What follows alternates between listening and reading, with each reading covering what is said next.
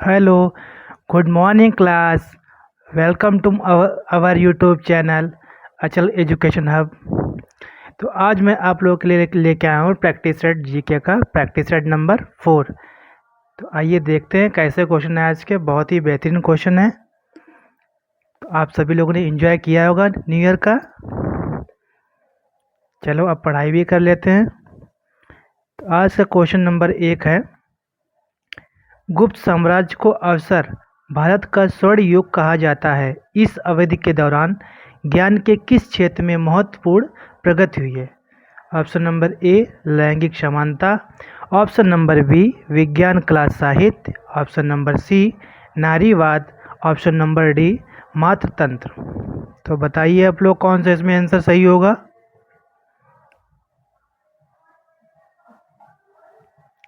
इसमें जो आंसर आप लोगों का सही होगा option number B will be right answer.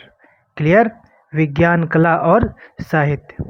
तो क्वेश्चन नंबर 2 आपका है, हर्षवर्धन ने नर्मदा नदी पार करके दक्कन नदी की ओर बढ़ने की कोशिश की, तब चालुक्य नरेश ने उन्हें रोक दिया। तो किसने रोका था? उस समय कौन सा शासन कर रहा था? ऑप्शन नंबर ए पुलकेशिन द्वितीय, ऑप्शन नंबर बी समुद्रगुप्त प्रथम, option number C Chandragupta, option number D Samudragupta द्वितीय। तो आप सभी लोग बताइए कौन था वहाँ पे? तो यहाँ जो आपका राइट आंसर होगा वो कौन सा होगा? सभी लोग कमेंट करें। Option number A will be right answer, Pulakeshin द्वितीय। क्लियर? अब इस टाइप के आपके आने के क्वेश्चंस ज़्यादा उम्मीद है, क्योंकि अगर टफ पेपर बनेगा तो ऐसे ही क्वेश्चन आएंगे। क्लियर? तो सभी लोग दिमाग लगाइए थोड़ा सा। एक तरफ दी है पुस्तक, एक तरफ दी है लेखक उसके। ठीक, पहली पुस्तक देख लीजिए। पहला दिया है ताजुल मुआशिर, दूसरा दिया है खज़ीन उल फुतूह, तीसरा दिया है तारीख़ फ़िरोज़ शाही, डी दिया है तारीख़ मुबारक शाही, और इधर दिया है आपके लेखक। तो पहला क्या दिया है? या बिन अहमद सरहिंदी, दूसरा दिया हशम निज़ामी, तीसरा दिया जियाउद्दीन बर्नी, और चौथा आपका दिया अमीर खुसरो।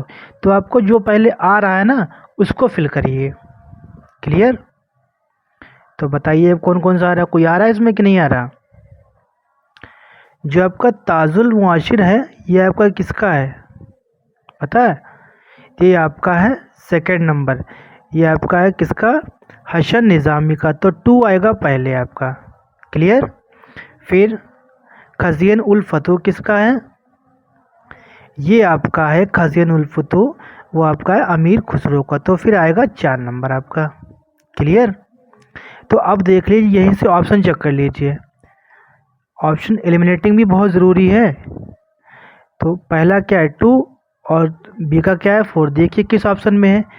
ए में है? नहीं है। सी में है? नहीं है। डी में है? नहीं है। तो किस में है? बी में मिल गया। तो हमारा option number B will be right answer.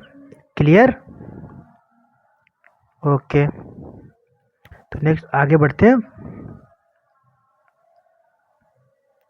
Question number 4, Cornwallis द्वारा शुरू किया गया स्थायी बंदोबस्त भारत के निम्नलिखित में से किस क्षेत्र में प्रचलित नहीं था? नहीं की बात कर रही है ये क्वेश्चन, जो कह रहा है नहीं था। क्लियर? क्या है? नहीं। ठीक है, तो देख लीजिए इस पॉइंट को क्लियर करना है आपको। नहीं तो कौन सा नहीं था? उड़ीसा नहीं था, बंगाल नहीं था, पंजाब या फिर बिहार। तो इसमें कौन सा आपका ऐसा सेक्टर है जिसमें वहाँ पे नहीं था? बताइए। तो ऑप्शन नंबर आपका कौन सा इसमें होगा? Option number C will be right answer, Punjab यहाँ पे नहीं था। क्लियर? नेक्स्ट क्वेश्चन,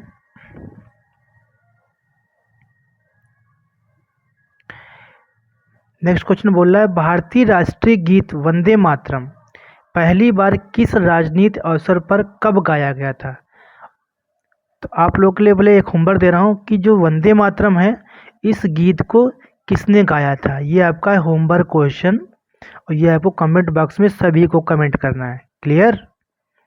अब इसका आंसर देखते हैं। तो कब गाया गया था?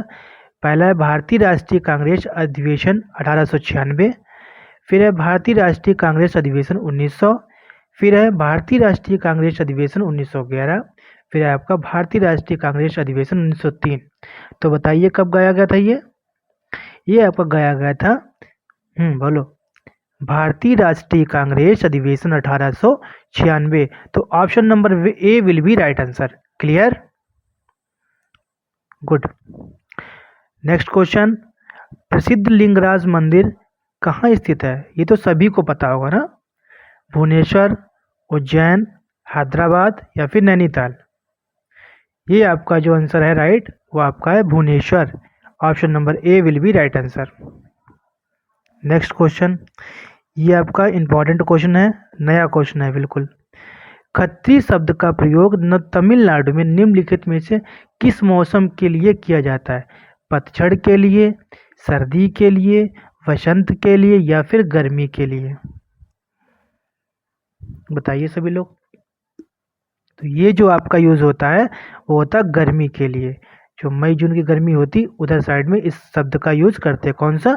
खत्री शब्द। क्लियर। नेक्स्ट क्वेश्चन, ये आपका इंपॉर्टेंट क्वेश्चन है, याद रखिएगा इसका। नेक्स्ट क्वेश्चन नंबर 8, मुख्य भूमि भारत देशांतरों के बीच फैली हुई है। तो कहाँ से कहाँ तक? देखिए 58 डिग्री 60 मिनट से 87 डिग्री 25 मिनट पूर्व तक। फिर बी ऑप्शन 68 डिग्री 7 मिनट पूर्व से 97 डिग्री 25 मिनट पूर्व तक। सी ऑप्शन 48 डिग्री 7 मिनट पूर्व से 77 डिग्री 25 मिनट पूर्व तक। फिर नेक्स्ट है 78 डिग्री 7 मिनट पूर्व से 160 डिग्री 25 मिनट पूर्व तक। तो बताओ कौन सा आपका है? तो ये जो आपका आंसर होगा सही, बोलो सभी लोग। 68 डिग्री 7 मिनट पूर्व से 97 डिग्री 25 मिनट पूर्व तक। Clear, option number B will be right answer. Next question, निम्नलिखित में से कौन सा युग्म सही है? सही है की बात कर रहा। समताप मंडल 80 किलोमीटर तक फैला है। सभी लोगों ने ज्योग्राफी पढ़ी है कि नहीं पढ़ी है? समताप मंडल 80 किलोमीटर तक और मध्य मंडल 50 किलोमीटर तक। तो ये तो भाई थोड़ा दिमाग लगाइए, ये आपको थोड़ा गलत दे दिया। जो समताप मंडल आपका है ये 50 किलोमीटर तक है और मध्य मंडल है ये 80 किलोमीटर तक है। ठीक है, तो इसमें आपके दोनों ही गलत हैं, ये ए भी गलत बी भी गलत। तो option number B will be right answer, यानी फर्स्ट और सेकंड दोनों ही नहीं है। सही की बात कर रहा था, तो इसमें दोनों ही सही नहीं है। क्लियर। नेक्स्ट क्वेश्चन, राष्ट्रीय वायु गुणवत्ता सूचकांक 8 प्रदूषकों के मापन पर आधारित है। निम्नलिखित में से कौन उसमें एक नहीं है? तो कौन सा नहीं है? याद रखिए, नहीं की बात बोल रहा। पीबी, NH3, SO2 या फिर CO2। तो कौन सा इसमें नहीं होगा? जो आपका नहीं है वो कौन सा नहीं है? ऑप्शन नंबर, हाँ बोलो, option number D will be right answer. Clear, तो ये आपका जो है CO2 नहीं है। नेक्स्ट क्वेश्चन, भारत के संविधान की अनुसूचित तथा उसके विषय के निम्नलिखित युग्मन में से कौन सा एक सही सुमेलित नहीं है? याद रखना, 8वीं अनुसूची में भाषाएं हैं, दूसरी अनुसूची शपथ या प्रतिज्ञान है, फिर चौथी अनुसूची राज्यसभा के सदन का आवंटन, 10वीं अनुसूची दल बदल। ये आपका प्रैक्टिस नंबर फर्स्ट में आया था दल बदल वाला, किस अनुसूची में है? कोई बताएगा मुझे? ये आपका है 10वीं अनुसूची में। और किस में आया था? ये आपका आया था 52वां संविधान संशोधन 1985 में। क्लियर, तो इसका राइट आंसर बताइए क्या होगा? इसका जो आपका है पूछा क्या गया है? नहीं पूछा गया ना, तो जो दूसरी अनुसूची है इसमें ये आपका शपथ नहीं होगा। क्लियर, दूसरी अनुसूची में क्या है? तो ये सभी लोग आप लोग कमेंट करिएगा क्या है इसमें। ये आपका है homework question. Clear, next question आगे बढ़ते हैं।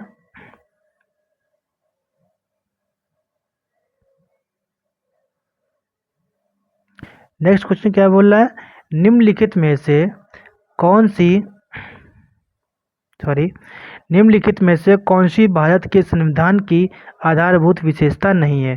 तो कौन सी नहीं है आपकी, ऑप्शन नंबर ए मूल अधिकार, ऑप्शन नंबर बी न्यायपालिका को स्वतंत्रता, ऑप्शन नंबर सी परिसंघवाद फेडरलिज्म, ऑप्शन नंबर डी संविधान की किसी विभाग का संशोधन करने की संसद की निर्विवाद शक्ति। तो कौन सा आपका है ये, बताओ सभी लोग आंसर दो।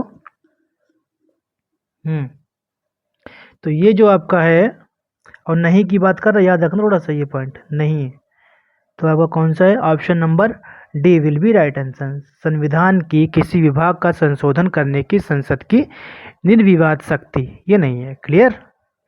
Next question. अच्छा, योजनाओं से हर बार क्वेश्चन आता है, तो आप लोग देखिए हर प्रैक्टिस सेट में एक क्वेश्चन हर बार ले रहे हैं, ठीक है। तो बताओ, गरीबी हटाओ का आवंटन किस पंचवर्षीय योजना में सम्मिलित किया गया था। तो कौन सी योजना थी वो, चौथी पंचवर्षीय, पांचवी पंचवर्षीय, छठी पंचवर्षीय, सातवीं पंचवर्षीय। तो बताइए किस पंचवर्षीय के अंतर्गत हुआ था। तो ये जो हुआ था आपका option number B will be right answer, ये आपका कब हुआ था, पांचवी पंचवर्षीय योजना के अंतर्गत हुआ था। क्लियर। अच्छा बताओ, होमवर्क में क्वेश्चन है, पांचवी पंचवर्षीय योजना थी जो थी ये आपकी किस सन में आई थी। सभी को कमेंट करना है होमवर्क के लिए, देख तो लें तो आप लोग पढ़ते भी हैं खाली ऐसे। नेक्स्ट क्वेश्चन, स्वतंत्रता सेनानी सुचेता कृपलानी किस राज्य की पहली महिला मुख्यमंत्री बनी। तो सभी को पता होगा ना, राजस्थान, उत्तर प्रदेश, आंध्र प्रदेश, गुजरात। तो ये आपका है answer, option number B will be right answer, Uttar Pradesh. अच्छा सभी लोग कमेंट करना कि सुचेता कृपलानी जी कहाँ की रहने वाली थी, कहाँ की रहने वाली थी। क्लियर। वो 3 क्वेश्चन आप कमेंट के लिए दिया होमवर्क में, सभी को करना है। नेक्स्ट, भारत में संयुक्त राष्ट्र चार्टर की पुष्टि के बाद संयुक्त राष्ट्र में शामिल हुआ, कौन शामिल हुआ, किस सन में, दिसंबर 1945, मई 1946, अक्टूबर 1945 या फरवरी 1946। तो बताइए किस सन में हुआ था। ये जो आपका हुआ है अक्टूबर 1945। Clear, that's the true answer. Next, अवतल दर्पण के लिए दर्पण के सापेक्ष वक्रता केंद्र कहाँ स्थित होता है। दर्पण के फोकस बिंदु पर, साइंस से क्वेश्चन आया है, दर्पण के पीछे, दर्पण की सतह पर या दर्पण के सामने। तो बताओ भैया कहाँ होता है, अवतल दर्पण की बात कर रहा है। ये जो आपका होता है option number D will be right answer, दर्पण के सामने। क्लियर। तो नेक्स्ट, प्रायः घरों में उपयोग किए जाने वाले बेकिंग सोडा का रासायनिक नाम क्या है। Calcium carbonate, sodium bicarbonate, sodium carbonate या मैग्नीशियम हाइड्रोक्साइड। तो बताओ कौन सा है आपका ये। और सभी को बेकिंग सोडा का फार्मूला क्या होता है सभी लोगों ने पढ़ा है, तो इसका फार्मूला कमेंट करिए। यह आपका होमवर्क हो गया, 4 क्वेश्चन आपको होमवर्क दे चुका हूँ आज के। आप लोग कमेंट बिल्कुल नहीं कर रहे हैं, इसका मतलब आप लोग पढ़ ही नहीं रहे हैं। बताओ आंसर क्या होगा इसका। इसका जो आंसर होगा sodium bicarbonate. Clear. Next question, निम्नलिखित धातु में से कौन सी धातु केरोसिन तेल में संग्रहित होती है। क्लियर, पूछा गया कौन सी तेल केरोसिन में संग्रहित होती है। तो आपका तांबा, सोडियम, प्लेटिनियम या फिर सोना। तो कौन सा आपका इसमें आंसर होगा, जो तेल में संग्रहित होगी वो कौन सा है, sodium. Option number B will be right answer. Clear. Next question, शरीर के उस भाग की पहचान कीजिए जिसमें अनैच्छिक पेशियां नहीं होती हैं। नहीं की बात पूछा है, क्लियर रखना। हृदय, फेफड़े, आमाशय या फिर द्विश्री पेशी। तो किस में नहीं होती, ये आपका इंपॉर्टेंट क्वेश्चन है, जरा याद रखिएगा। क्लियर। तो आपका जिसमें नहीं होती वो कौन सा है, द्विश्री पेशी। ओके, नेक्स्ट क्वेश्चन, और आपका आज का लास्ट क्वेश्चन है ये।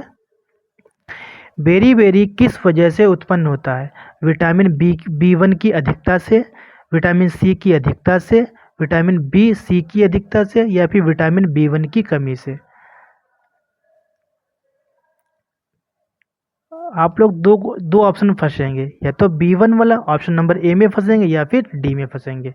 अच्छा बताओ, होमवर्क के लिए क्वेश्चन, विटामिन सी जो होता है, विटामिन सी की कमी से कौन सा रोग होता है? कौन रोग होता है, बता रही सब लोग। हाँ तो बताइए इसका आंसर क्या होगा?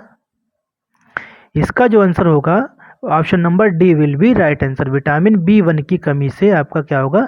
वेरी वेरी रोग होता है। आई होप आज की क्लास आप लोगों की बहुत अच्छी लगी होगी, और आज का प्रैक्टिस सेट आपने बहुत अच्छे से अटेम्प्ट किया होगा। क्लियर? आप सभी को डे बाय डे अच्छे क्वेश्चन मिल रहे हैं, तो सभी लोग अच्छे से मेहनत करिए, अपनी तैयारी को और भी मजबूती प्रदान करिए। क्लियर? और सभी लोग अपना ध्यान रखिए, अपने माता पिता का ध्यान रखिए, और अच्छे से पढ़ाई करते रहिए। ठीक है? अगर सेशन अच्छा लग रहा हो तो सभी लोग लाइक शेयर सब्सक्राइब करना ना भूलें। Thank you. जय हिंद, जय भारत।